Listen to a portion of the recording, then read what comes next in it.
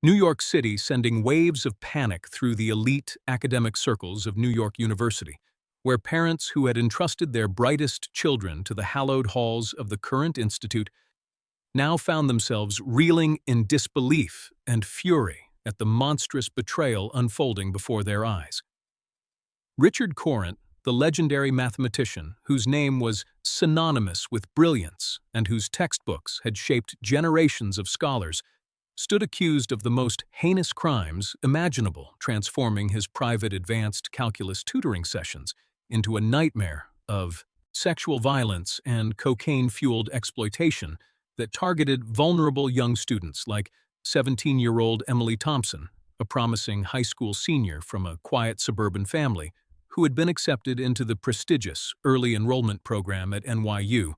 dreaming only of conquering the world of mathematics under the guidance of a supposed genius, but instead falling prey to a predator hiding behind a facade of intellectual superiority. It all began on a crisp autumn afternoon when Emily first stepped into Courant's dimly lit office tucked away in the upper floors of the institute. The room sharper, a faint chemical tang that she would later learn was the residue of cocaine lines, meticulously prepared on the polished mahogany desk. Courant, a man in his late 50s with sharp features, silver-streaked hair, and an aura of commanding authority, had greeted her with a warm smile that masked the darkness within. Extending his hand and praising her exceptional test scores, calling her one of the most gifted young minds he had encountered in years, he promised her personalized sessions that would unlock the secrets of advanced calculus, pushing her beyond the standard curriculum into realms of pure mathematical beauty. But from that very first meeting, his intentions were far more sinister as he closed the door behind her and offered her a special energy drink laced with the first traces of drugs to help her focus. He explained in that smooth, authoritative tone that made resistance feel impossible. Emily sipped it hesitantly, feeling a rush of euphoria and confidence that made the equations on the board dance vividly before her eyes. Little did she know this was the beginning of a systematic grooming process where Courant would gradually escalate his control over her body and mind during these so-called tutoring hours that stretched late into the evenings, long after other students had left the campus. As the weeks progressed, the sessions grew more intense. Courant would sit unnervingly close to Emily, his hand occasionally brushing against her thigh under the pretense of pointing out a formula on her notebook, his voice dropping to a husky whisper as he described how true mathematical insight required complete surrender to the mentor's guidance. Emily felt confused and trapped, the drugs clouding her judgment, making her question her own perceptions, while the fear of disappointing her family and losing this rare opportunity kept her returning week after week. Parents across NYU were now horrified, as details leaked out through anonymous tips and frantic student whispers,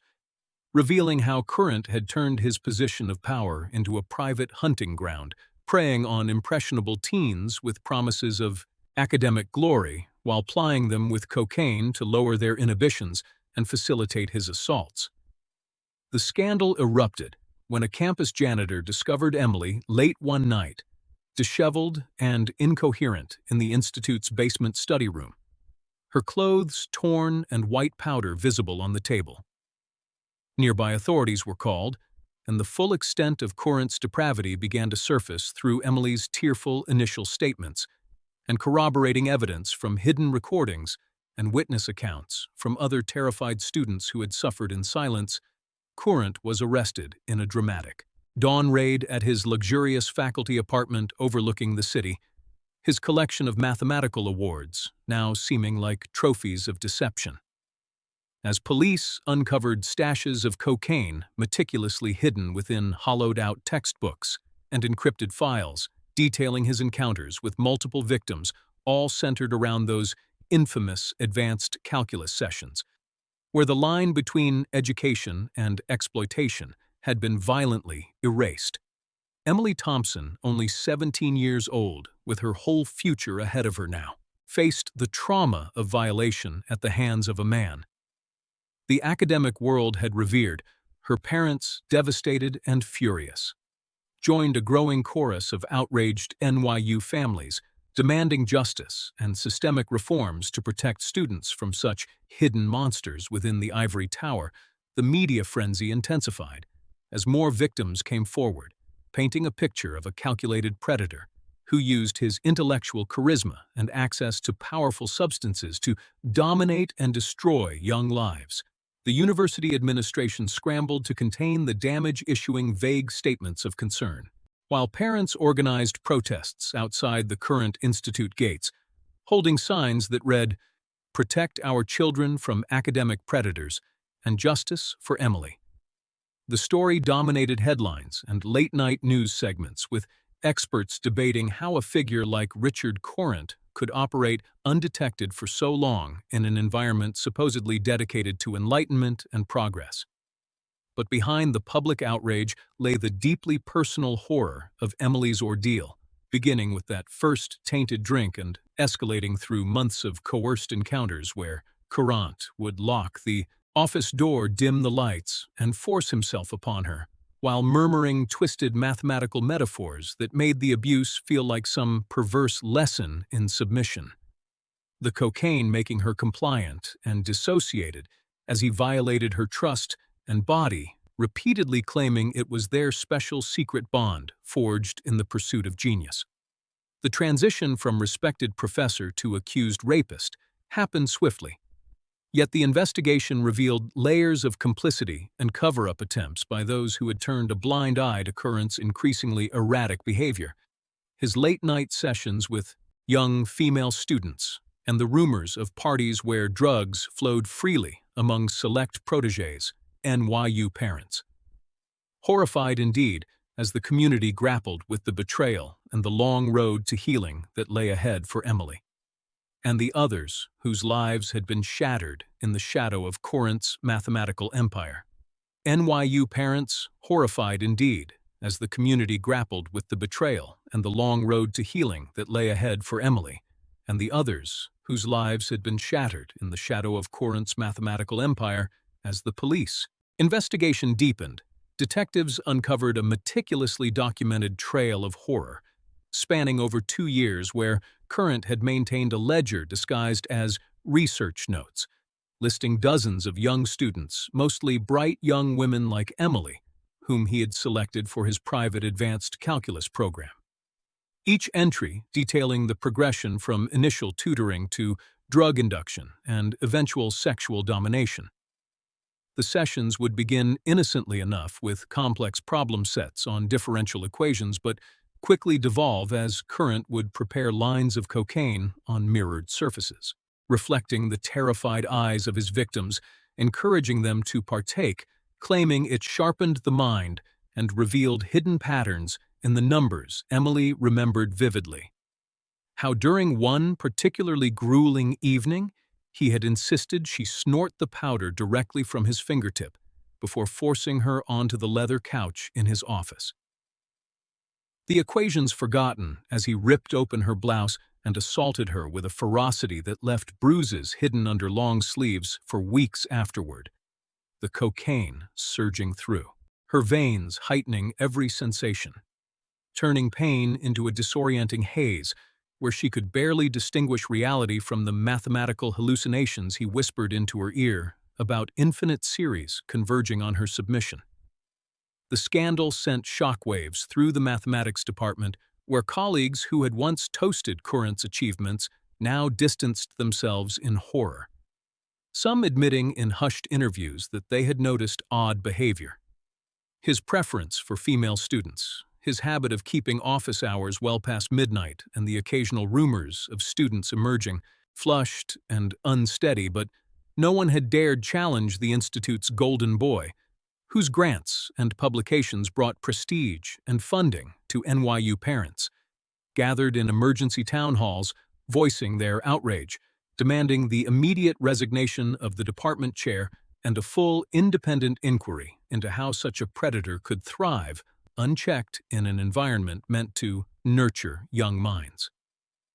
Emily's mother, a schoolteacher herself, broke down in tears during a press conference, describing how her daughter had come home increasingly withdrawn, losing weight, and struggling with nightmares, all while maintaining perfect grades, as if trapped in a gilded cage of academic pressure and secret trauma.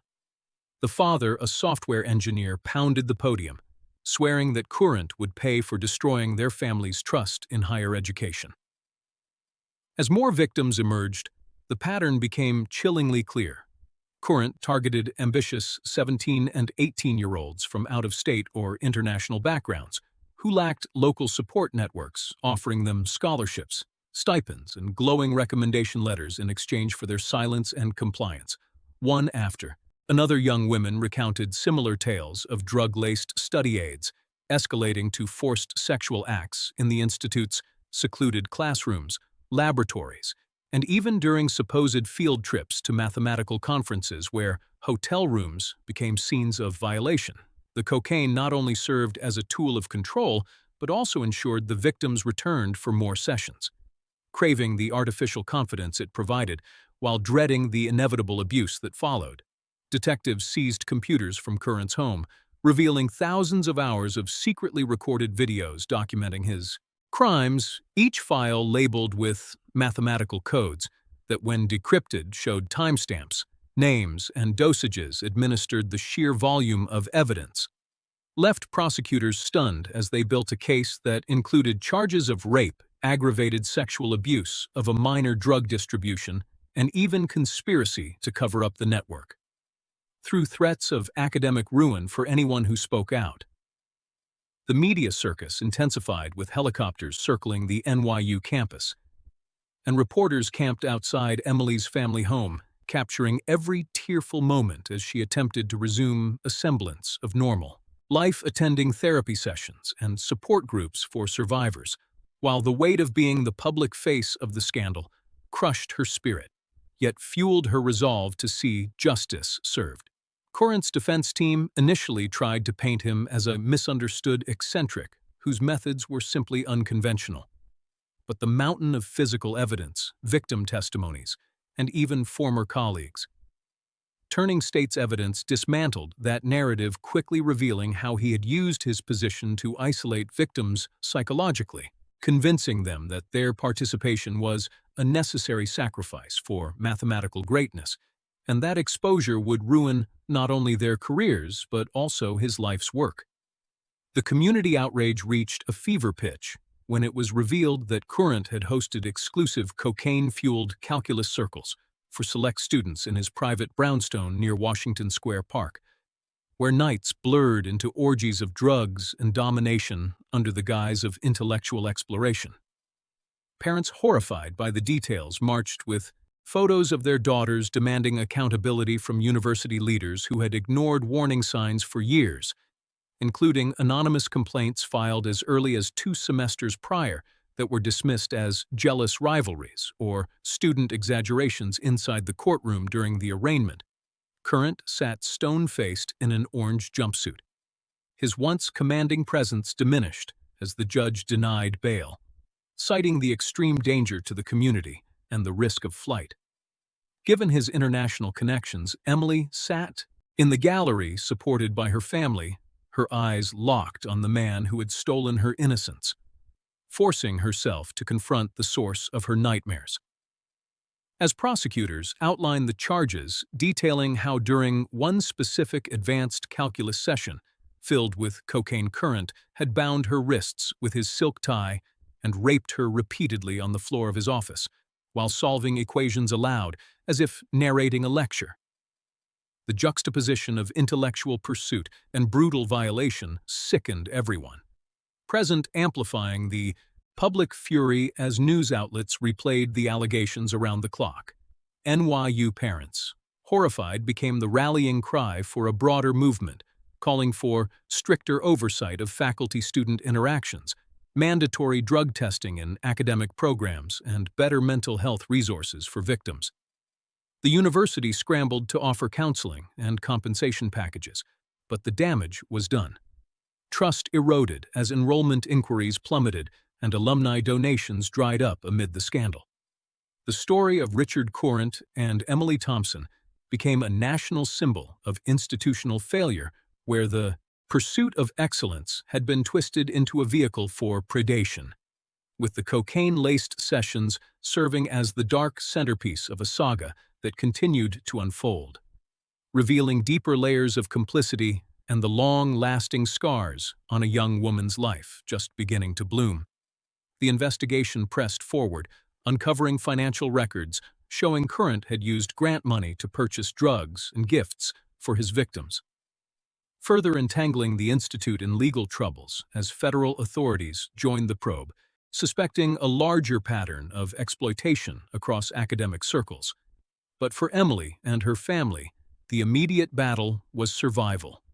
Navigating the media storm, the legal proceedings, and the personal journey toward reclaiming agency, after months of being controlled by a man who wielded equations like weapons and drugs like chains.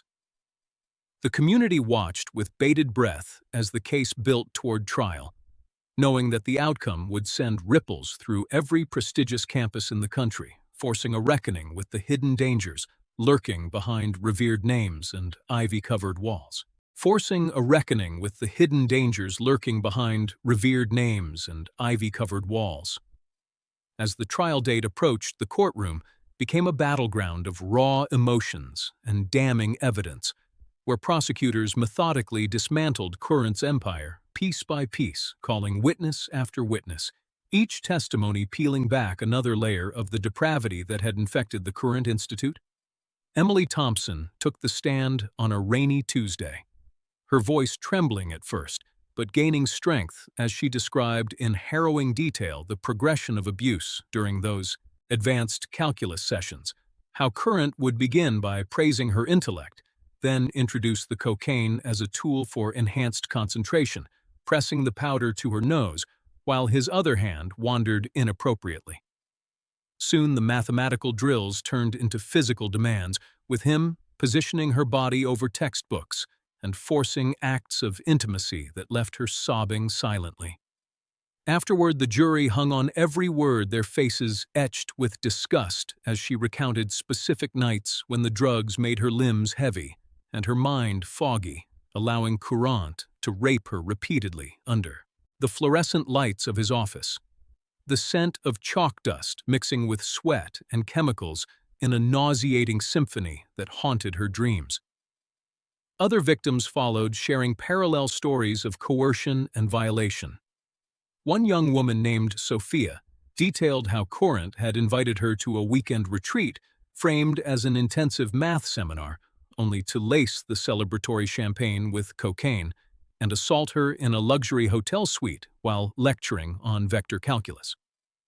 Another victim spoke of blackmail threats involving fabricated poor grades and leaked, compromising photos that kept her trapped in. The cycle for months, the cumulative testimonies painted Courant not as a brilliant eccentric, but as a calculated serial predator who exploited the power imbalance between professor and student with ruthless efficiency, using drugs as the invisible chains that bound his victims. Defense attorneys attempted to discredit the accounts suggesting the young women had willingly participated for academic favors.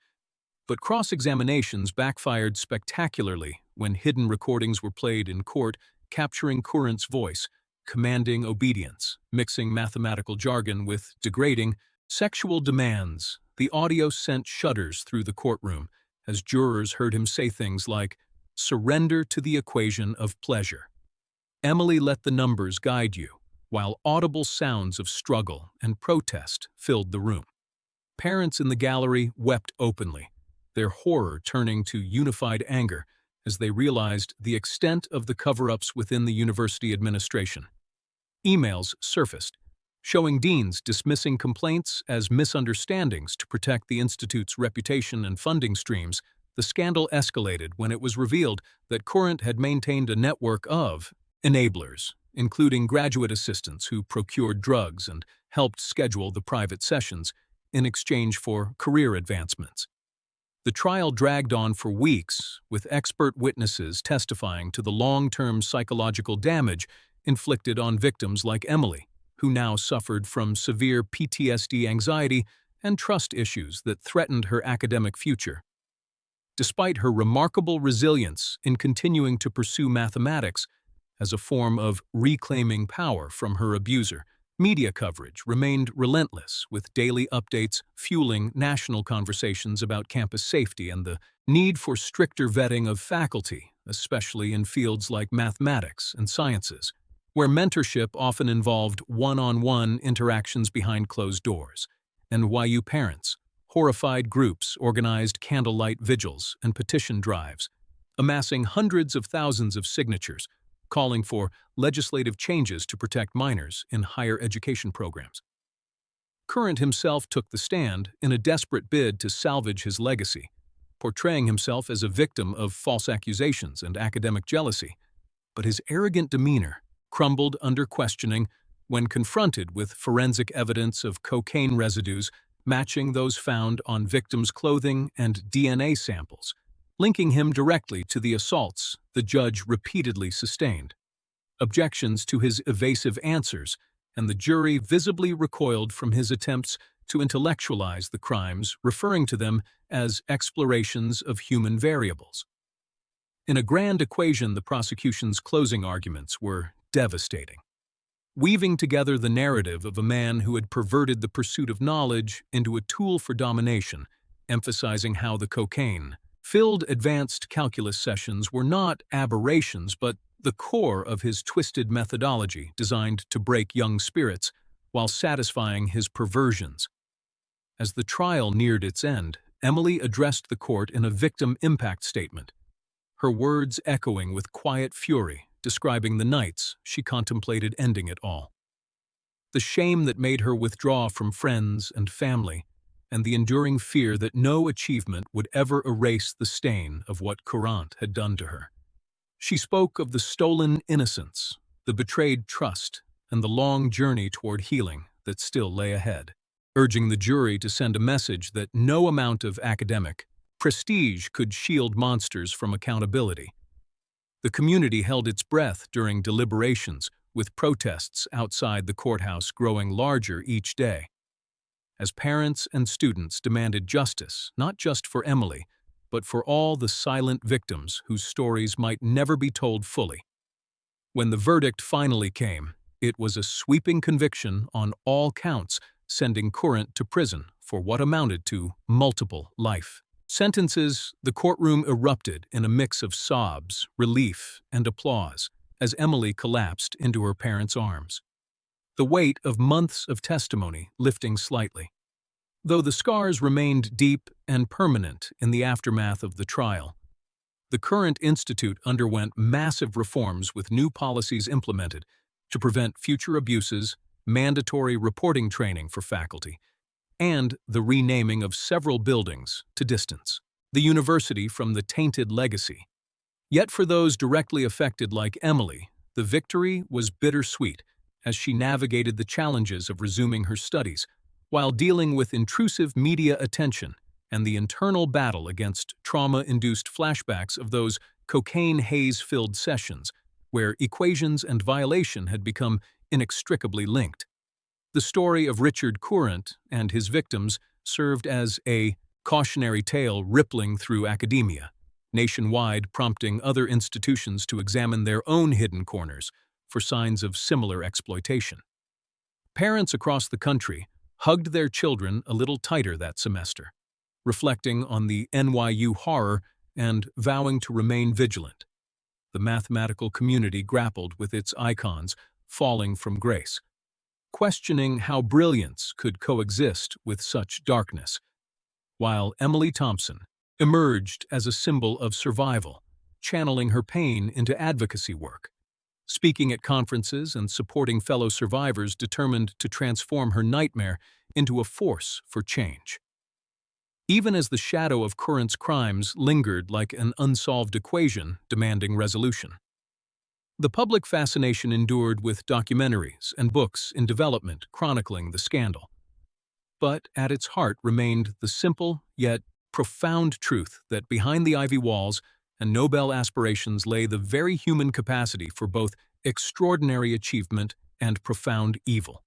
a duality that NYU parents and the broader world would never forget. A duality that NYU parents and the broader world would never forget. In the years following the landmark trial, Richard Courant's name became synonymous not with mathematical genius but with the ultimate betrayal of trust, a cautionary tale whispered in faculty lounges and student dorms across the nation as Emily Thompson slowly rebuilt her life, graduating from NYU with honors in mathematics. Despite the immense obstacles she faced, her thesis on differential equations, serving as both academic triumph and personal reclamation, a symbolic victory over the man who had twisted those very concepts into instruments of torment. She channeled her experiences into founding a nonprofit organization dedicated to supporting survivors of academic abuse, providing counseling, legal aid, and educational workshops that empowered young students to recognize and report predatory behavior. The organization grew rapidly, drawing funding from shocked alumni and advocacy groups touched by her resilience and the harrowing details of the Courant scandal that continued to surface in follow-up investigations, revealing even wider networks of complicity involving international conferences where similar abuses had occurred under the guise of scholarly collaboration. Parents who had once been horrified now became active participants in reform movements, lobbying for federal laws requiring background checks, drug screening, and strict supervision ratios in mentorship programs. The ripple effects transformed university policies nationwide, with NYU leading the charge by establishing the Emily Thompson Center for Student Safety, a facility offering round-the-clock support and anonymous reporting hotlines that prevented countless potential tragedies. Courant languished in a maximum security prison, his appeals denied repeatedly as new victims continued to come forward, their stories adding to the mountain of evidence that ensured he would never again step foot in a classroom or wield intellectual authority over the vulnerable. The media retrospectives years later highlighted the profound societal shift sparked by the case, turning NYU parents, horrified from a headline, into a movement that prioritized protection over prestige. Emily herself evolved from a broken 17-year-old into a powerful advocate delivering keynote speeches at international conferences where she shared her story with unflinching honesty, describing the cocaine-induced fog, the forced intimacy during those advanced calculus sessions, and the long, dark nights of recovery that tested her every limit. Yet through it all, she emphasized the importance of community support and the human capacity to overcome even the most calculated evil. Her journey inspired books, documentaries, and even a major motion picture that brought the scandal to global audiences, further cementing the narrative of resilience amid horror, while ensuring that Richard Courant's crimes would serve as a permanent warning against unchecked power in educational settings. As time passed, the Courant Institute regained some semblance of normalcy, but with a new ethos of transparency and accountability. Embedded in its culture, students walked the halls with greater awareness and faculty operated under heightened scrutiny, fostering an environment where brilliance could flourish without the shadow of exploitation. The parents who had rallied in outrage saw their efforts bear fruit in safer campuses and empowered youth. Emily Thompson's legacy extended far beyond her personal healing, becoming a beacon for those who had suffered in silence, proving that from the depths of violation and betrayal could emerge strength, wisdom, and lasting change that protected future generations. The scandal that began with one horrified headline about a professor's cocaine-filled calculus sessions ultimately rewrote the rules of academia, reminding the world that true education must nurture not only the mind, but also the safety and dignity of every student involved. The story closed not with despair, but with hope, as Emily stood before a new class of eager young mathematicians, years later, sharing not equations of domination, but lessons of empowerment and vigilance, ensuring that the horrors of the past would never repeat in the hallowed halls of learning, where knowledge should illuminate rather than destroy the duality of human nature, acknowledged and confronted. The NYU community and parents everywhere breathed easier knowing that voices like Emily's had turned horror into healing, and that the mathematical empire once ruled by darkness now stood rebuilt on foundations of justice and care.